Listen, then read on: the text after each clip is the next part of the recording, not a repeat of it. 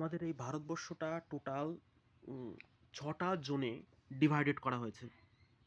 এক হচ্ছে north zone, West, east and south. আরও দুটো আছে যেটা হচ্ছে সেন্ট্রাল অ্যান্ড কি নর্থ ইস্ট জোন। হুম পুরো ইন্ডিয়াটাকে এই ৬টা জোনে বিভাগ করা হয়েছে।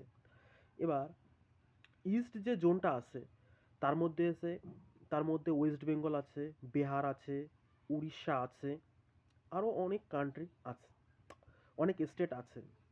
হুম তেমনি সেন্ট্রাল জোনের মধ্যেও কিছু কিছু স্টেট পড়ে।